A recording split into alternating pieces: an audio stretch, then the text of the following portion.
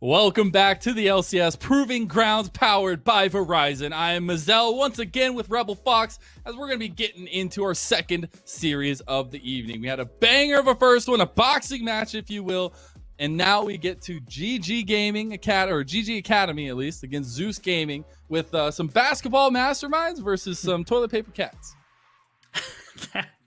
That we do. That's I have my money on the toilet paper cats, but you know, that's just because I like cats.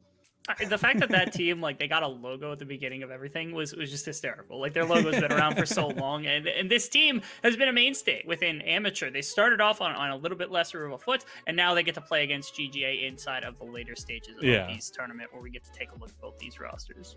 Yeah, it's going to be a good time as you get to see those rosters come across the bottom. Very no names, not no names for both sides. We got a lot of things going for both of these squads, and a lot of differences in play styles, right, Rebel? That we do.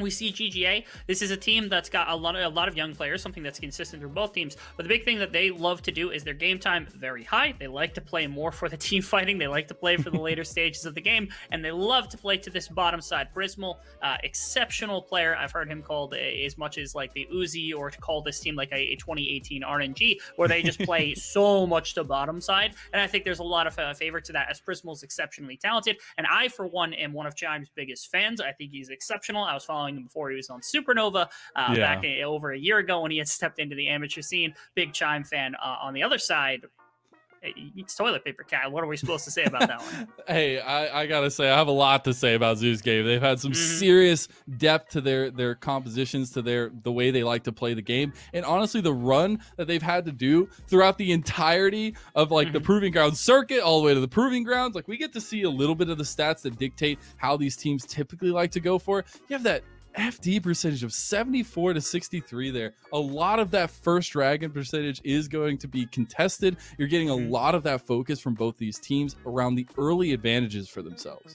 Notice, if you will, though, Golden Guardians is always down some gold. They're down almost 1,000 gold at 15 minutes. This is a later scaling team. They won't play for the early fire. They won't play for a lot of the early stuff. They're going to be waiting to scale a little bit. Yes, their first dragon percentage is high, mostly due to the fact that if you're able to secure some of the early dragons in the game, then Golden Guardians gets more time. They get 5 more minutes every dragon they take to continue scaling up into the later stages. So ZOOS, I feel like they have a few tasks ahead of them when it comes to how this game should play out. One of them is controlling these early objectives. If Golden Guardians is going to make sure that they're drafting for scaling, then it's ZOOS Gaming's job to make sure that they're punishing that accordingly.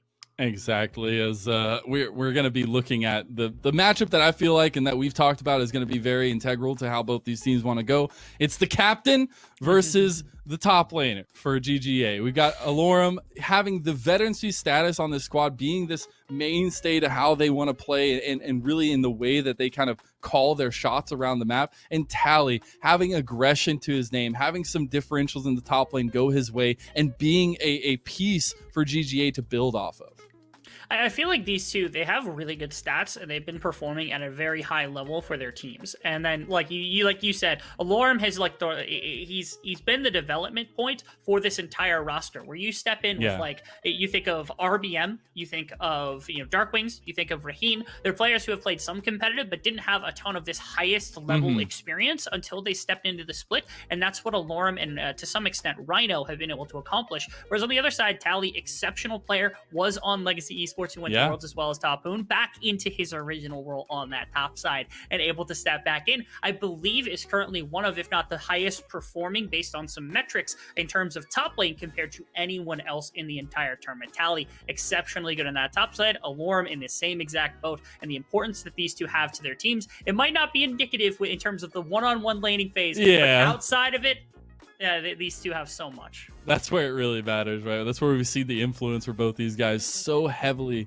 be in the way that kind of the team fights end up being out, and especially the TP plays. Alorum always having those crazy ones, always getting the flanks, always finding those avenues, but Tally having a lot of the same. And now we got to focus down to one player that we definitely wanted to give a little bit of a highlight to, and one player who's been really popping off for his team, and that's got to be Prismal for GGA. Like we said, Prismal has got some insane stats when it comes to damage percentage, kill percentage, KDA, things like that, leading a lot of the players that have come through in terms of this tournament specifically. And Prismal has absolutely shown up when Golden Guardians need him to. When a team plays around the later game, you have to expect mid laner, and then of course ADC are going to be that pivotal role. The reason they can build for that late game is because Prismal exists. I think Raheen has got his hands full for this bottom side. Raheen's a great player. We've known him specifically for a very long time, back in his UCL and some of the Diamond League days, and he's come a very long distance. Exceptional player, but this is one of the hardest matchups you could have at the tournament.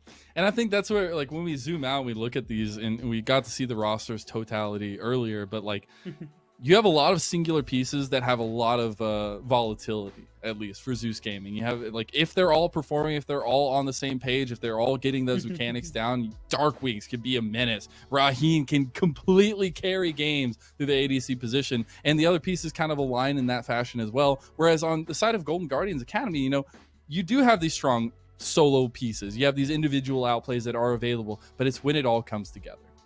Yeah, what's nice also is I've actually gotten a chance to talk with Incon, because Incon and also RBM are out of MSU. They're out of the Northern Conference in CELO, where you know, Berryville, of course, is. That's where I go to school. So I got a chance to talk to them about what they feel about the series and that kind of thing. They gave some powerful words talking about how Advantage could be nice, thinking about some other things. One of the most important things they told me, they said teams have been too conservative with drafts. They said something spicy might be on the horizon, and I'm excited to see what that means. Well, hey, that leads us perfectly into it, as we're going to be getting into draft number 1 between Golden Guardians Academy and ZOOS Gaming. ZOOS Gaming on that blue side, GGA on the red, and we already get some very particular bans. We got the TF coming off the board, first ban away by ZOOS Gaming, and the typical Udyr has to come off the board by GGA. Can we also quickly, just before we get out of bans, talk about how incredible these two teams have developed over the season? When, like, Golden Guardians, they started in 9th place, now all of a sudden are getting further and further within this tournament. And ZOOS started off in their first tournament, they got completely blown out in the semifinals of the Risen qualifier in the Tier 2, and they have come back to be one of the best teams, being able to beat, like, NoOrg, who used to be their sister team, who's the #1 team, and, you know, even taking C9 Academy, the #1 team in the tournament, to 3 full games. You gotta love the way that this team has been able to come back, and the way that GG Academy, when you know, you looked at these players at the beginning of the split, not a bunch of people thought they were going to have a bunch, but they very clearly developed in their own way, and both these teams look much better than where we saw them start.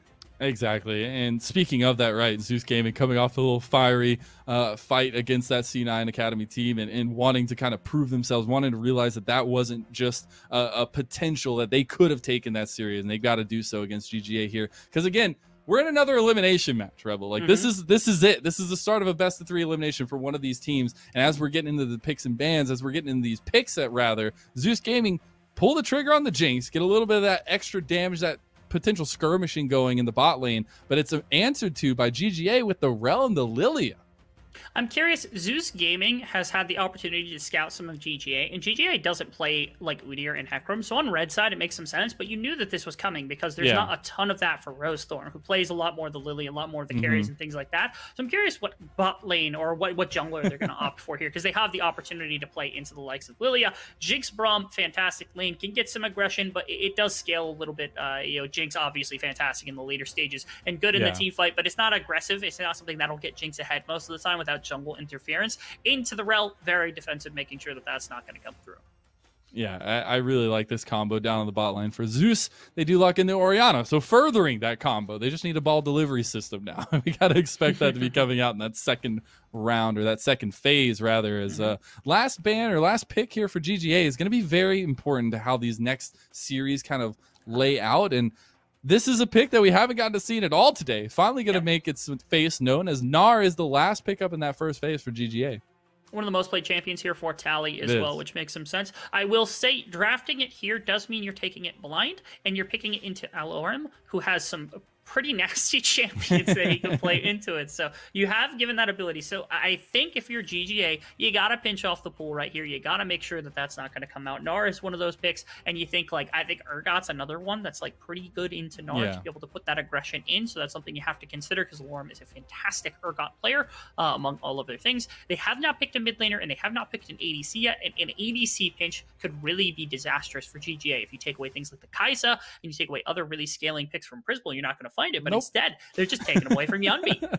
They want to give Darkwings the most tools available to him. Want to take away that rise, potential scaling factor for Yumbi. I feel like Yumbi has had a very strong, at least, presence on GGA, and especially in that mid lane. Like, if he gets down, yes, that feels bad, and you can't really play around the pressure points through the mid lane. But if you can get ahead, if you can let Rosethorn kind of go through and establish some presence early on the Lilia, that can work out really well. So I really want to know what Yumbi is going to be looking to pick here in this second phase. Yeah, especially because you see the Orianna. That's certainly going to be their snag here at the beginning of this phase, is they want to be able to counterpick the Orianna and wait on their ADC. Although they do see both, so it doesn't really matter. I was going to say, it doesn't really matter. Yeah, it doesn't really matter. But what they want to do specifically is they want to make sure that whatever they're saving is something that's going to be either pivotal to their composition or they need more time to consider, which I think if it's confusion, probably should be mid lane, to be quite honest, is they're trying to pick exactly what they're going to do. ADC, Kai'Sa's still available. I'm just saying, there's still a lot of ability to play that. Still available as well. I like the Victor coming in. It's something we saw in that first series as well. But I do want to focus, like, we had more mid lane bans come out from ZOOS and a heavy jungle focus come out from GGA. So obvious where their prep is going, where their thoughts are going, especially going into that second phase. Okay, so GGA is actually really squishy right now, so it's not shocking to see, like, the Malphite hover is huge because that's a good play into the Gnar. And if you've got this massive front line, it's kind of difficult because you have CC for years with the Braum and the Malphite to come through, as that is going to get locked in as well from the side of ZOOS Gaming. So now I think they need a little more damage in their jungle position. I'm curious what kind of creativity they might have with this pick, as they've seen the Lilia for a very long time. Nidalee is something we've seen before, although I don't think it's a particularly RBM type champion. I will say I love that they're giving the go button to their captain, to the top man, to the man they're all saluting. They're giving him the Malphite Mountain here for Alorum, something that he's been able to perform on well in the past. And they also pair it with the Kayn, potential early game skirmishes, early game presence from RBM. Yeah, you really want to get aggressive. This is something you see in a lot of regions, which is this Kayn response into the Lilia, as it clears really fast, and when you interact with it, it's nice. Also, given just how squishy this composition is on the side of GG Academy, like if you have an untransformed Gnar, like Rel is your best frontline, and that's a support. You don't necessarily want that to be the case pretty much ever. And while Chime plays a very good Rel, like, if you've got nobody to stop Blue Kayn from just ripping your team to pieces, there might be some problems from GGA. So this has to be a composition that they are constantly putting pressure on with around in some of these team fights, and really heavily playing around that Narbar from Tally. Yeah, we talked a lot about that matchup, you know, Alorum versus Tally and top set, how it's going to kind of influence the rest of the map, those TP plays, those movements in the objective fights. But the other thing I want to highlight here is the Xayah for Prismal. You talked about the squishiness, you talked about the potential for early advantages for ZOOS Gaming. Xayah is the perfect pick for Prismal. You know, you have that duo combo in the Rel Xayah down there, but you also have the Featherstorm to keep you from some of that aggression, to save you, to buy some time in those fights. And Xayah herself is no slouch on the damage.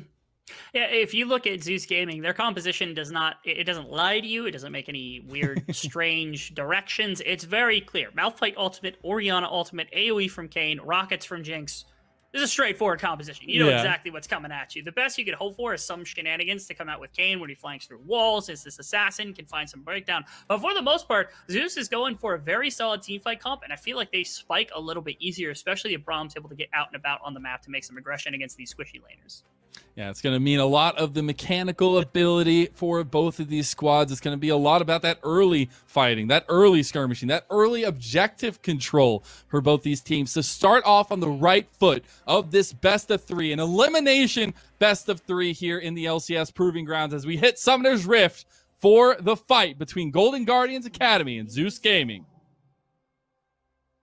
Also, notice if you will, like, Kayn it's almost certainly going to be Blue Kayn, and there's like 4 range champions on this team. So, like, stacking those orbs is literally just a matter of attacking anybody on the map, and you should be perfectly fine. Notice, if you will, also, Rosethorn opts for the Predator. I know it's something that some junglers have been going towards, including the Lilia, so it's not super shocking, but it isn't the standard Phase Rush or the Dark Harvest that you see pretty commonly. Instead, it is going to be the really heavy ganking tool. So maybe some more early game here to come out from the side of GG. If they play this kind of reserved style, you've got okay scaling, but it's really tough to play a 5-on-5 into an Orianna Malphite. So I do have some questions about whether GG actually wants to take this very late into the game, especially if Raheen starts to pick up some rockets or pick up some items, because then the damage is really going to start going in. I look at this early game and I wonder where the pieces are going to lay, where the pieces are going to fall. We do get the same start from both junglers. Obviously, Kane gets to do his own jungle camp, gets to secure his own chicky nuggies, but it will be more of that focus towards potentially the mid lane or that top lane, the solo lanes for today.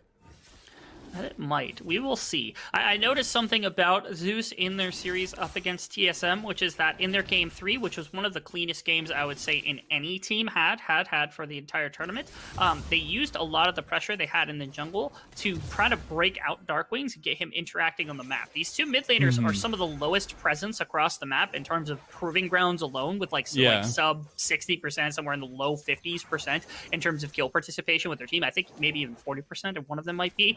And they're very low. They're like bottom 3 in terms of mid laners. So getting that interaction or forcing that by doing the same thing we saw in the previous series where Damonte was getting broken out by Kenvi sometimes might be the move here from the side of ZOOS, especially if they want to attack this late game team early. That's the key here, I feel like, for especially setting yourself up for ZOOS and building that confidence that we saw be so important in that first series between the two Immortals Academy and 100 Thieves Academy. But I still think that's going to be a lot of what we see here today. Alorem taking a heavy trade from Tally early on from the Mega Gnar as well, but nothing going to come of it too soon. You're definitely waiting till level 6s for things to really start firing off.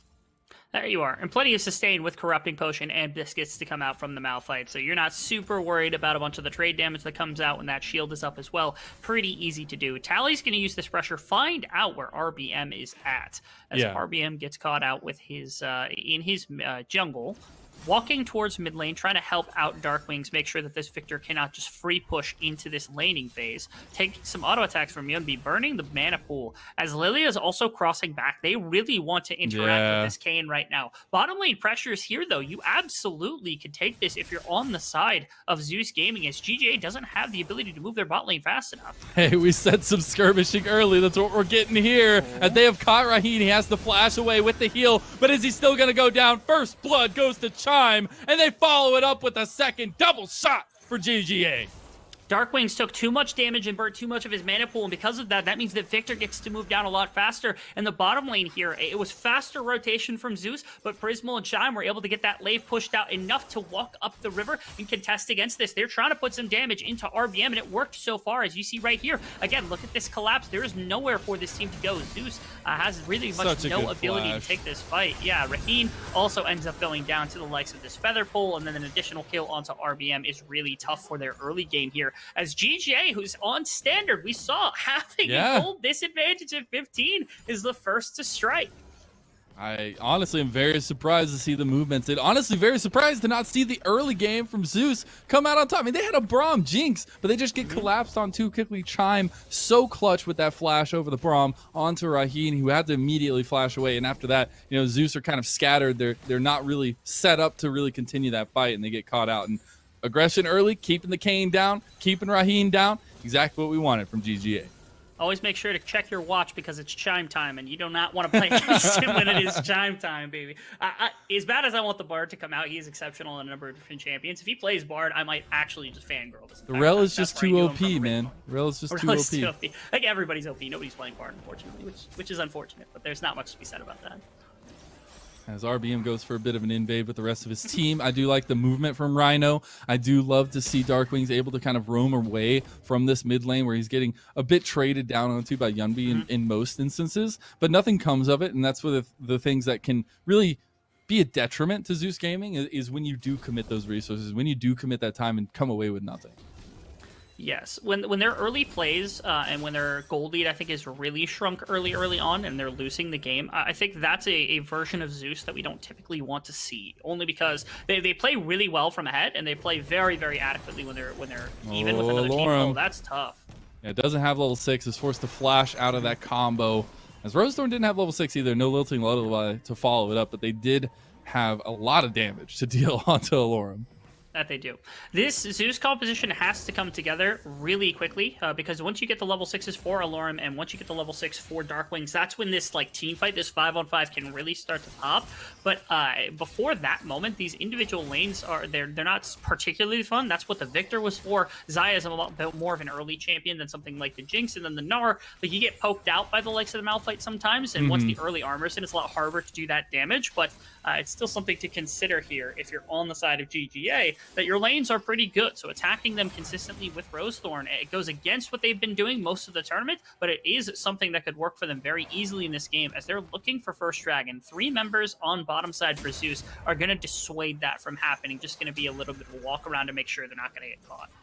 And Golden Guardians Academy just testing the water, seeing if they could get away with that dragon take. Saw the move up by ZOOS and did not want to pull the trigger on it. So we'll be back to farming for both these junglers, still wanting to see RBM get some of this essence going.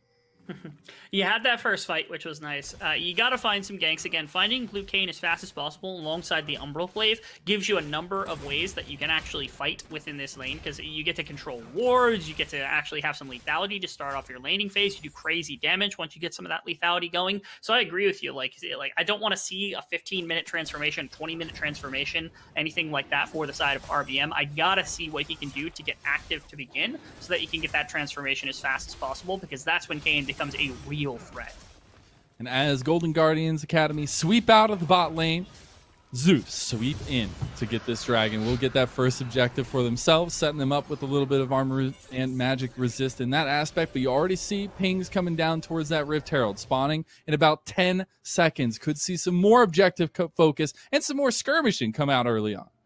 Even right now, I'm looking for Dark Wings. He was kind of poking around in the area of Rosethorn. I think just kind of being a pest around Rosethorn, being able to take the topside scuttle, as well as dropping that ward in the river. So there's quite a bit of control around this top side. And you see the rotations coming out from the likes of ZOOS. It's only Chime that's going to be here. This will be a 4v5 with this Malphite Orianna online. I do not like this for GGA. They might be in some dire straits right now.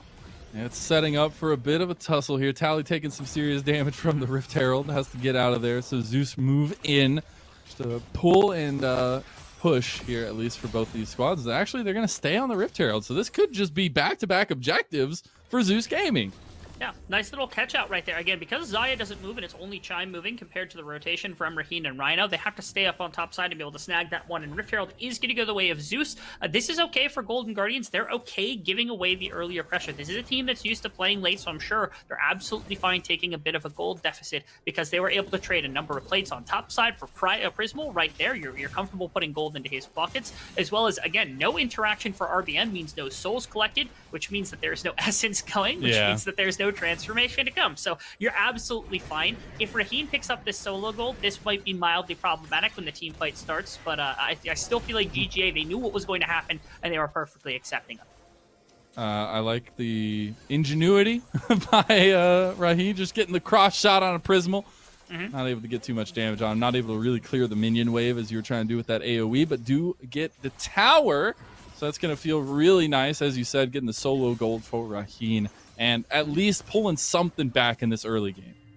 Yeah, the battle of ADCs is one we highlighted. Prismal is likely to be the favorite just because of his abilities and what we saw from him on that stat sheet. But Raheen, again, absolutely no slouch. Fantastic team fighting ADC. Has just really, really good mechanics when you get into that stage. And Jinx is a perfect champion to match when it comes to that big AoE crit with the rockets that are going to be coming out when Runans gets built and you're hitting 3 people with rockets at once, especially after an engage from a Malphite and from an Orianna. That type of burst damage is difficult to deal with when you don't really have somebody that can soak that. The best you can hope for is a couple of Zonias to come out from like Yunbi and Rosethorn, and then maybe Tally in ultimate form can absolutely try to sustain that. But that's the best you could look for from the side of GGA. As like you said, the early objectives have gone to ZOOS. It's okay for GGA. The gold lead's only about 1,000 compared to the 2,000 was just a minute ago. But again, RBM still has yet to make any moves on the map to find that essence and get that transformation going.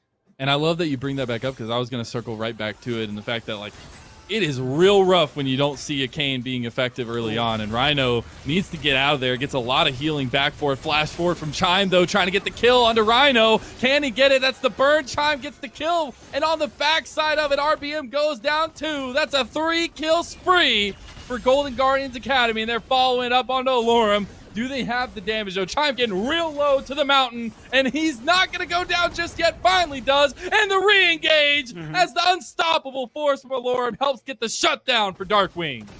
The unstoppable force from Alorum was down. Actually, Yunbi's going to try to catch him out. Yunbi's going to die. He wins this. Oh my God, Prisma coming up just in case they want to overextend, but a back and forth fight, a back and forth tussle. Rocket! Still coming up both ways. That rocket was so close. Oh, that's painful. It's unfortunate Raheem misses that one because that might have been a really big turner. Right there, like, it was Alorum who didn't have the ultimate to start the fight, and they weren't able to link up him and Darkwings to begin that one. I think that might have been a massive game changer right here within the confines of this fight, as it's another contested Scuttle Crab. Rhino goes down very quickly. No level 6 either for the Braum, so really can't do much. The strapline tries to help as Raheem gets something, but Prismal gets the free fire for a second before Alorum's in his face, and this fight gets split where Rosethorn's just kind of picking apart members on the backside. And here's where things really break apart, because Alorum, again, waiting for this ultimate timer. Him and Darkwings are able to take this duel. Nobody's committing with Chime right now. Yeah, nobody. They got a couple of members, so just left in the pit to his own devices. The stun comes through, but nothing really left to fight with as Rosethorn gets caught in the ultimate as well. Man. And that combination from the Malphite and the Orion is enough to bring them down. Then Young B just gets to throw a trap line. It is what it is. So one fight from GGA, but again, when you pair those ultimates, there is some lethality to come out from the side of ZOOS's comp.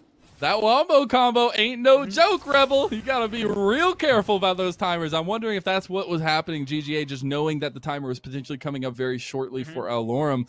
But it is the heads-up play, the pullback, the scratch back of gold for ZOOS Gaming off the back of that fight that looked completely one-sided for GGA. But luckily, off the back of these two single players, they were able to individually get the lead. And thankfully, Darkwings was able to get that ultimate up, find a good place for it, and pick out the kill. So, like, it's Darkwings who's really well known. I would say probably the most well known of the three rookies that are on this team when it comes to having won that, like, the Red Bull, like, one-on-one tournament, and is a phenomenal player in that regard. Came out a little rough at the beginning. Probably was the most raw of the players they ended up picking up, but it's it kind of come into his own as this exceptional team fighter that's come through, and that's why the Oriana's so famous for him, is he can hit some mean ultimates and do some pretty nice things on these kind of control mage type picks. So having that. That's not something to scoff at. Yes, it's a 2,000 or 1,500 gold lead for GGA, but ZOOS is not out of it by any standard. They still have a really good team fight to have. They tied the dragon count now for GGA, so it's a 3 dragons stacked for either side. As once this game starts to break into more team fighting, I feel as though that's when we're really going to start to see who this game is starting to favor. Yeah, and I think the lead helps GGA a lot, and I think both compositions are leaning towards these moments. The only thing I will say, like, when you look at Golden Guardians Academy, look at the full spread of their composition, it looks good in no matter what team fight you're going into, right? You have a lot of AoE, you have a lot of positioning, you have a lot of spacing to deal with and to work with, at least. On the other side, if RBM can't find a lead, you're getting these flanks on this Kayn, you know, you're getting that kind of aspect of it, but you can't find the kills. And so that leaves the 4 other members there to take those team fights to try and turn those around. And I think that's the biggest worry right now for ZOOS Gaming for me. Their composition as a 4-man fight is still really strong, though. It is, and the wombo combo can't be denied, right? Like, you've got the shockwave on top of the unstoppable force. Like, that is going to be insane layered in there with the glacial fissure and everything else. But it's still things to look at when you're going into those fights, into those 5v5 moments, because you know that RBM is going to be looking for flanks. I mean, yeah, you're going to be able to see his AoE damage is going to be something he wants, and to find any of these carries that are separated from everybody else is going to be pretty much an immediate execution from the likes of this ZOOS jungler. So I will give you that in that, like if RBM isn't strong enough, maybe you can't find that, so then it's just down to the 4-on-4. It might be easier for the side of GGA to tackle. And right now, especially with, like you said, the Xayah, lots of protection with the ultimate, with the Gale Force, with the flash, with the heal, everything to come through is really hard to try to kill this Xayah with just this one combo. That's perhaps the one member you need to catch with it, and yet it's the hardest to hit with the likes of the Malphite and the Oriana ultimate. And it's Prismal that can absolutely carry them through a lot of this with the consistent damage that Xayah is going to be able to bring. Extremely powerful champion, and Prismal doing fantastic with it already. I have found a little bit of a corridor here. Got to be really careful with that lilting lullaby setting up the fight for Rosethorn. But ZOOS realized where they're at, realized the predicament they're in, and back off of it to try and get some more priority back in this mid lane for Raheem. Try to get some vision around this Rift Herald pit. They do. And the river is contestable, controlled by the side of GGA, but contestable to say the least, which means why they're not going to walk in. And again, clustering or like moving your members together as like a 4 or 5 man unit for GGA is pretty much the wrong choice at all points, especially when Alorum is off the map, which is what's happening right now. They're trying to clear out vision to move Alorum into the top river, and that's exactly what they're going to do. Is it looks like the Rift Herald is going to be prioritized over bot tower health, which is like if Nara were just there, they can absolutely take that one. 5, the minions actually might be able to just kill it, but they will get at least the Rift Herald to pull some additional gold off the map when that time comes. Yeah, it gives you a little bit of a tool moving forward. You know, you do have this first dragon of this Infernal Soul coming up in about a minute and a half. I always love those plays, Rebel. I love seeing the setup that can be done with a Rift Herald, the pressure that you can relieve, the distractions that you can cause with it. I think that's the most important as we get a look and a zoom in. Thank you, observers, as we see the tower still stands, Rebel. A sliver of health, probably into the double digits. Is honestly, I think it might have been to the benefit of ZOOS if that went down, because no one was there to absorb the gold, so it would have just been global gold, which is like, what, 50 apiece to 100 apiece is nothing crazy. That's going to break the game completely open. But nonetheless, the tower stands. They're going to keep Molorm down there. It could just be a flood. In fact, actually, there's 3-4 members heading down to the bottom side to look for what will be the dragon in about 45 seconds. And Alorm is under a dying tower. So this ultimate, you have to just run away right now or you have to burn it. All right, he's going to do both as he does get Lilting Lullabied at the last second. Flashes away from Rosethorn. The Watch Out Eve comes out. Decent amount of damage. But Alorm survives, and the Rift Herald was spawned mid-lane by ZOOS, so they get the distraction. 3 members committed by GGA, and they do lose that tower in mid-lane. That they do, which, like, in a vacuum, I suppose the tower is far more valuable, especially with the extra playing. And now, yeah, like you said, the collapse, it doesn't look like the fight's going to start off anytime soon. Alorm could TP back into this one, but with no ultimate and no flash, it's really tough. And that's why I think this bottom lane play was actually better for GGA. Pulling the flash and the ultimate off Malphite before a team fight to happen around the Infernal Drake is actually super valuable. It pretty much just locks them this dragon for absolutely free. And there's not really much for ZOOS to do because they can't get that perfect wombo combo like we were talking about. Yeah, it will be just that dragon secured here by GGA, although RBM on the backside of the pit is not going to go to contest it, and that will be the second dragon secured. Oh, I love it. Rahid's on top of it. He knows when he needs to use it. Just needs to get the damage and the timing down a little bit. Yeah, popping it. The angle you shoot it at is also very difficult. And good on Chime to make sure you know where he's at so that you can actually cover that position. So nice job from both of them right there. The attempted steal with the rocket and the block of the rocket from the 2 bot laners here on opposite sides with ZOOS and GGA. As a second dragon goes over and is going to come into the pockets of GGA, of course, as they're continuing to wait for this composition to scale. We haven't seen the perfect 5-on-5 from ZOOS. They haven't been able to set it up yet, as GGA has been able to kind of run them around the map. And something else I want to point out, we talked a lot about, the early proactivity of RBM, trying to get the essence stacks, trying to get something going. He spent a lot of time trying to find those things, right? And that's something you got to be really careful at when you're dealing with a Lilia, especially Rosethorn's Lilia, is the pace of the jungle clearing, the pace of the jungle camps that you can take as this Lilia gets so quick. So those times that you're buying, that you're trying to get some essence, you're trying to set up one of those ganks in the bot side, top side, mid, it lends to Rosethorn getting further ahead that he already has. Now, I will say, so far RBM has done a very strange job by RTM, because every time there's going to be interaction between multiple members, actually, okay, I thought a little bit more was going to come from that, but it's not going to be the case. So every time, they actually are going for it. Rosethorn on the other side of the wall. Nobody's going to be able to really follow up on it, unfortunately. You're playing with my emotions here, Rosethorn. You can't pop the ultimate like that. You can't do that thing. I was expecting a fight to come through. RBM has not been able to find pretty much any fight, I think, in their favor. Every time they've tried to force interaction in terms of a multi-person fight where you can really start to stack a lot of the orbs and a lot of the essence for the transformation, they've just denied it on the side of GGA and instead played on a different side of the map. So I have to commend GGA knowing the fact that RBM is looking for some of these fights, but at 20 minutes, there's still no transformation for the game. And also the other thing is, like, they are grouping up. They're staying the turtle stance. They've got everybody staying together. There's no catch-outs available. As Alorm, talking about catch-outs, ooh, nice use of the Unstoppable Force over that second wall there to get away, save his life. Going to take out that Warp 4 backing, but that does mean that Tally gets the pressure on the bot side. Still about 40 CS in the lead as well over Alorm. We're still waiting to try to combine for the team fights. This team from ZOOS, their lanes aren't phenomenal. Their kind of skirmishing power is more contingent on being able to link people together. And outside of that, it's really difficult to try to find anything. So far, it's been ZOOS kind of run ragged within these laning phases, except for Darkwings, who had that early kind of engagement. And everyone else has gotten bullied to some extent. Brismal's left about 20 CS. You got a 40 CS lead for Tally in the top side of the map. It's, like I said, ZOOS's main thing that they want to do is fight as often as possible. They want to try to generate these 5-on-5. They simply have not been able to do so. Ooh, flash out from Rosethorn. Gets the flash from Darkwings, trying to preemptively get that shockwave down, but the watch out Eve's going to do a lot of damage, and he's going to pick up the kill. Chime is the one that gets it. So that's 3 kills for the Rel on GGA. really, really great flash right there from Rosethorn, where like the ultimate it comes out from the side of Darkwings, attempting to get the shockwave onto him and pull him away. The flash over top of that not only closes the distance and avoids the shockwave, but also puts Darkwings in a tough situation where if you flash towards your tower, you've wasted it, and you're not really that much further away from Rosethorn. But if you don't waste it, then there's absolutely no chance you die. So Darkwings, I think maybe a little bit of panic right there does throw the flash. RBM not even going to get an orb because the W missed.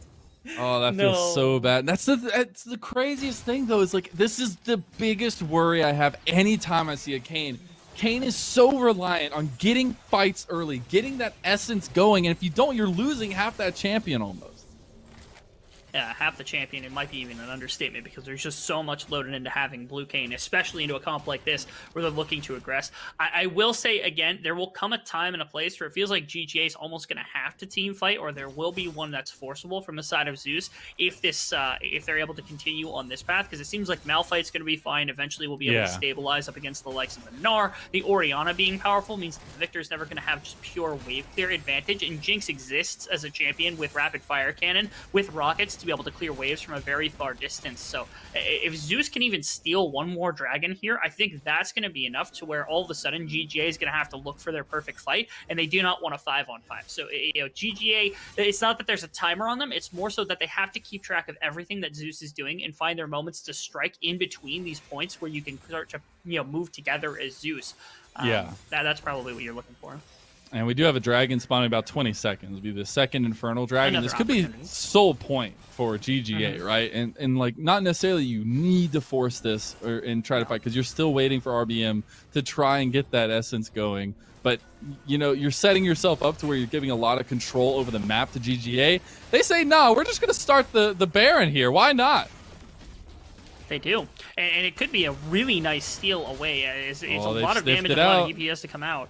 I don't know that they've sniffed it out. I don't know how, but they're just checking really quick. Yeah, it's just intuition. They are going to be able to see it for half of a second. They have it pretty low right now. This could be the force, though, that they're looking for on the side of ZOOS. Rhino's low, but they could look for 5-on-5. Rhino's very low. The sleep onto Alorm. He's not part of the fight, and there's the combo, but it's on GGA's side. As they wipe 4 off the map, they get Baron, a double kill for Yunbi, and GGA have shown up into this match, taking it to ZOOS Gaming. I am so upset that these fights continue to go no. on. Orm's going to get brought down. The ultimate has to be away. He's going to die anyway. It's not going to matter. Rosethorn has been an absolute stud in this game, man. These sleeps are completely throwing this game into disarray. RBM has not been able to get any footing whatsoever after that bottom lane fight. The transformation hasn't come anywhere near, and that sleep right there protected them against Alorm combining with Darkwings. Like this 5-on-5 where you're combining Malphite Orianna is all you want. This was effectively blind. They had no idea where they were. Shime ends up finding this one, getting a really good engage. But watch, again, Alorm bottom side of the fight. The sleep's going to come through really late. Right there, there's no counterplay. You can't do anything. As soon as they engage. Yeah, it's immediate. It was phenomenal. That's GGA with the best decisiveness I think I've ever seen. That's timing. That's so difficult to put off. What a play by this team. And I hate to add insult to injury, but RBM had the smite in the pit, just not able to get it off, not able to pull that back for his squad. And unfortunately for them, that means that almost everything goes the way of GGA. Still not transformed is RBM. Still not finding those wombo combos is ZOOS Gaming. And they got to find a way back into this game, or it's going to be a quick 1-0 up for GGA. Even with a perfect 5-on-5 fight setup where they're able to get the perfect combination, I still don't know that that's enough right this second, only because the damage really isn't there for Jinx to continue the fight afterwards. So if you don't kill off Prismal and probably Yunbi as well, there's just very little chance that anything's going to come about from that. Found They're looking for a pick Yunbi. on a Yunbi. Yeah, Get some essence here. The Umbral Trespass is available. Going to be popped onto Yunbi. Shutdown goes over to Alorm. They're getting hit by the Chaos Storm here, though. There's the Lilting Lullaby as well, but there's nobody else here to follow it up from Rosethorn. A little bit aggressive chime on the backside there. They do find a killing spree onto Darkwings, getting caught in transition, and that's never what you want to see for ZOOS Gaming, as GGA take the onus, take the fight, and are going to push down this second-tier tower on the bot side. They will. Weren't able to use Alorm's ultimate. Darkwings wasn't able to get into that fight with his either. It looks like transformation could come through from RBM. There is Blue Kayn finally going to come out after all of this time. Oh, it's so pretty, and ain't it? Yeah, it's pretty pretty. The skin is quite nice. You have to appreciate that. It took a while to get here, but maybe it'll be worth it in the end to see that 26 minutes in. That is a long time to say the least. But he has found Tally. Tally immediately flashes and not taking too much damage, actually. Can trade back, and now the TP's coming in for Yunbi. ZOOS have to run for the hills here because they got to be real careful. Doesn't matter. RBM is down. Yunbi gets the kill, and they are taking it to ZOOS Gaming right now in this first one. Inhib Tower in the mid falls, Inhib Tower in the top falls, and everything is coming crashing down around ZOOS Gaming. They do get the kill back as Dark Wings is able to shut down Rose Thorn, but they lose a ton of their base, including 2 inhibs. Here's the TP, though. Alorum, Captain, my Captain. Do they find Prismal? The Feather Cult comes out, though, buys some time, buys his life, and he gets out. Not gonna have to worry about it. It's a 10,000 gold lead now for the side of Golden Guardians. The second that RBM gets that transformation, he runs out to try to get a pick onto Tally, but it just gets responded to. And now top inhibitor and mid inhibitor are both brought down for the side of ZOOS Gaming, as they have struggled to put together the 5-on-5. They've struggled to get the Kayn into the game, and now 27 minutes in, finally everything might be able to start coming together, but have Golden Guardians actually just overextended the lead to the point where it just doesn't matter if you got the perfect 5-on-5, because you're just going to get run through. Prismal's exceptionally strong, Yunbi's pretty strong, they Tally's really strong on the sideline. Here. You see this, yeah, look at this. W comes out, he tries to find the Q, he gets a little bit of damage, but the TP, you know immediately that this is going to be an execution on the RBM, who just had way too much confidence. And you know, spaceships hurt when they're hurtling at you. And I think RBM knows that now. As Tally just surviving for so long up there on this Nard, being such a great pick for GGA and for Tally in general. But like being able to see what they got off the back of it, like, yes, Rose Thorn dies here, right? You get 2 in him. That's 2 lanes of super minions going down. That is all the pressure you'd want around the map, free to your advantage. And off the back of this, like, Prismal is just so clean, knowing what's going to happen immediately. Perfect timing on that Feather Cone. Absolutely. Gets out of that situation. Could have been really rough. Now Chime is behind this team. He's looking for something. But it doesn't matter because Rose Thorn comes in with the flash, gets the triple sleep as he goes golden into the Umbral Trespass. No damage done by RBM, but here comes the Captain. Here comes Alorum. They get Raheen a kill off the back of it, and they're looking for the Wombo combo. Shockwave misses, and that's going to be a huge detriment to how ZOOS Gaming want to take this fight. Painful. They find Rose Thorn again, but it's not going to slow down the intent on bottom lane inhibitor to bring that one down as well. It's really tough right now for ZOOS to find a perfect fight, as if you have even gold, maybe you can take trades like that and use these tools aggressively, but you need to find 3-4 members with Malphite ultimate and Orianna ultimate, and between those two in that last fight, you hit exactly one person. Oh my god. RBM's just dead. That's just got to be it. That's a double kill for Prismal. The man we put all the focus on is coming in clutch in the late game fights. He's found the advantage. He's found 2 of the carries down for ZOOS Gaming. And this could just be game number 1, Rebel. This could be just GGA coming out swinging and taking the series to the brink as they find a couple more installs. They come a couple more stalls, at least, from ZOOS Gaming. But they've got a huge minion wave. They've got the damage, the gold, the kills to back it up as they're flashing forward to make sure they make a stamp on this game. 1-0 GGA.